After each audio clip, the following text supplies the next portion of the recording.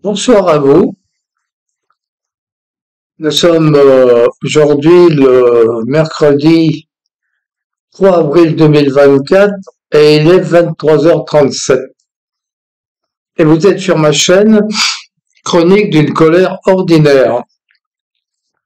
Alors ce soir, je vais continuer la lecture de mon livre Quand la France s'éveillera. Nous en sommes ce soir au troisième épisode.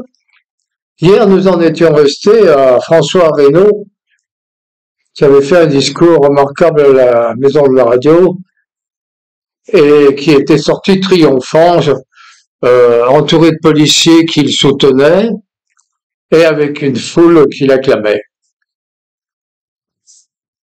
Aujourd'hui, nous allons entamer donc le chapitre 2, Quand le peuple s'éveille.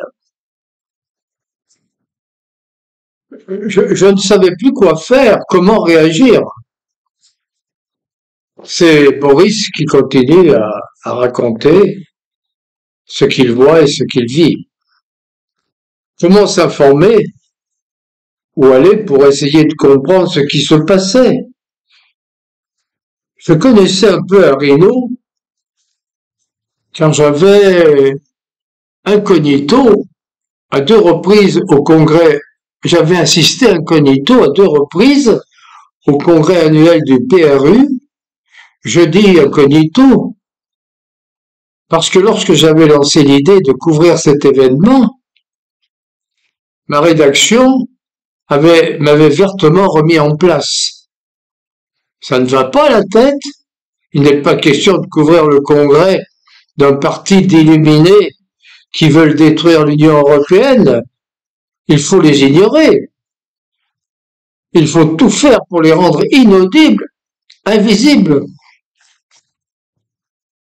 Lors de ces deux congrès, je crois que c'était en 2015 et 2017, j'avais rencontré Arino et lui avais raconté ce que mon rédacteur en chef m'avait dit en lui demandant de ne pas révéler les noms des acteurs de cette comédie.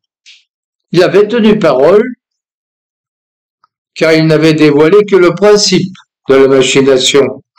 En gros, il avait dit « Je sais que je suis systématiquement rejeté par les médias dits mainstream. J'ai même certains témoignages qui confirment que les journalistes de ces journaux ont l'interdiction d'assister aux conférences ou autres événements organisés par le PRU. Ceci montre bien le niveau de censure qui sévit dans notre pays. Le peuple de France ne doit pas être informé de la réalité des événements. Il doit accepter, sans débat ni réflexion, ce que la doxa officielle lui présente à longueur de journée, tant dans ses feuilles de chou que ses chaînes de télévision. Je l'avais appelé lors de cette déclaration pour le remercier de sa droiture et nous étions restés en contact plus ou moins régulier. Je décidai d'aller au siège du PRU pour essayer de le voir. C'est alors que levant les yeux de mon smartphone qui m'avait permis de vérifier l'adresse du siège du PRU, je m'aperçus que la foule avait encore grandi et que les rues adjacentes étaient complètement bouchées par des gens criant des slogans anti-Union européenne, mais sans que l'on puisse ressentir une véritable colère. Il se dégageait de cette masse vociférante une sorte d'allégresse, bon enfant, qui me faisait penser aux kermesses de mon enfance. Je dus aller jusqu'à Charles Michel, au croisement de l'avenue Émile Zola, pour trouver un taxi qui accepte de me conduire au 38 rue Baffroy. Je crus d'abord que le chauffeur était pakistanais, car il portait un large turban de couleur rouge, mais il me dit qu'il était sikh, et que la course allait me coûter cher, car beaucoup de rues étaient barrées par les manifestants, et il n'était même pas sûr d'y parvenir. « Vous voulez tout de même essayer ?» me demanda-t-il. « Oui, tentons l'expérience, même si je dois être ruiné après. »« Oh, vous savez, L'argent, ce n'est pas le plus important. Qu'est-ce qui est le plus important, lui demandai-je. Eh bien, je crois que c'est la liberté, me dit-il. Il m'avait donné simplement, en toute sincérité, certainement provenant d'un vécu douloureux et de drames personnels qu'il avait construit et façonné, une leçon de vie et un début d'explication de ce qui se passait sous nos yeux. Il s'était ensuite refermé sur lui-même, comme si cette parole qui lui avait échappé, il la regrettait déjà, comme susceptible de le compromettre ou de dévoiler une partie de lui qu'il ne souhaitait pas laisser apparaître au premier venu. Je n'ai pas insisté et respecté son mutisme. Je ne sais pas comment il a fait, j'étais enfermé dans mes pensées et n'avais pas vraiment regardé ce qui se passait dehors.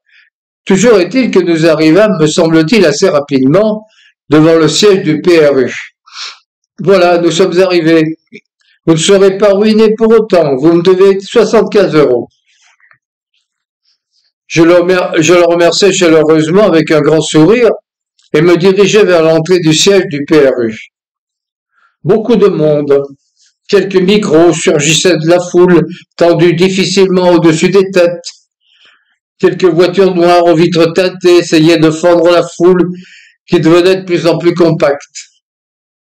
J'avais de plus en plus de difficultés à avancer et commençais à désespérer d'y parvenir quand je me sentis tiré par la manche de ma parka. Je me retournai et vis un grand escogriffe aux cheveux hirsutes et dont le visage barré par des lunettes au verre épais ne m'était pas inconnu. « Vous êtes Boris, le journaliste ? C'est vous que j'ai rencontré en 2017 au congrès du parti ?» me demanda-t-il.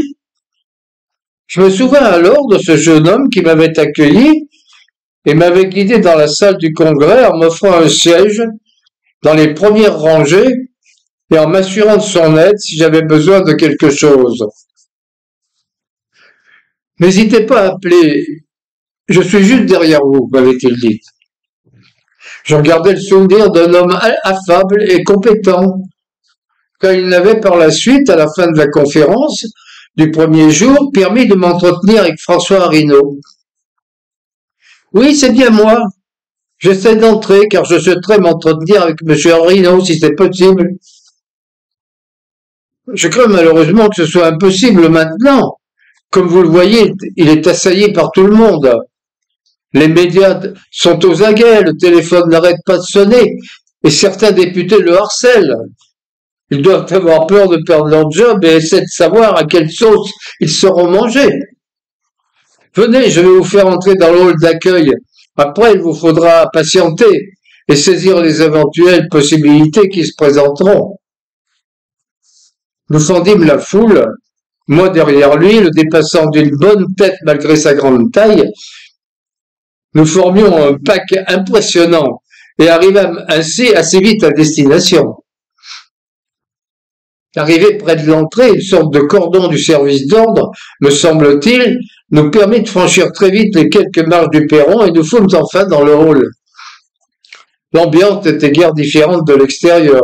Beaucoup de monde, surtout des militants, dont certains portaient des pancartes du même ordre que toutes celles qui fleurissaient dehors. Quelques journalistes reconnaissables à leur micro, tenus ostensiblement.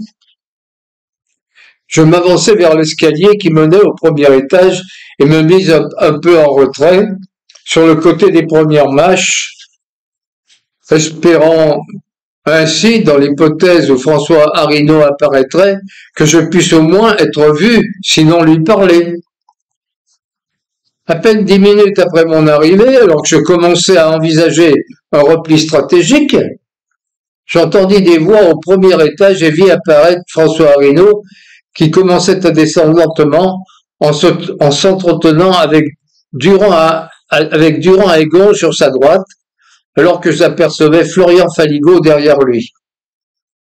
J'effectuai alors un léger mouvement de translation vers l'entrée de l'escalier et fut brutalement projeté vers l'avant par la foule qui attendait dans le hall. Sans le vouloir, je fus quasiment jeté dans les bras de François Arinault qui, surpris, eu un moment de recul, puis me reconnaissant, tiens, Boris Komarov, vous m'aimez tellement que vous vous jetez dans mes bras. Les gens qui l'entouraient, qui avaient eu immédiatement quelques gestes contre moi pour me repousser, voyant la réaction de leur chef, me laissèrent libre de mes mouvements et me permirent de reprendre mon souffle. Je vous aime bien, monsieur Arino, mais pas au point de me jeter dans vos bras.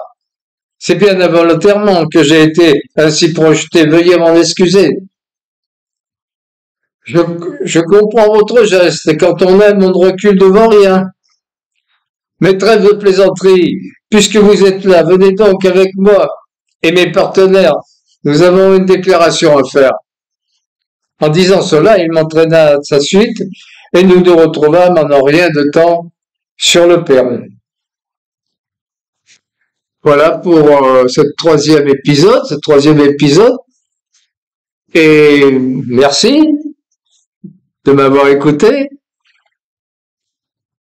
Et à demain, j'espère.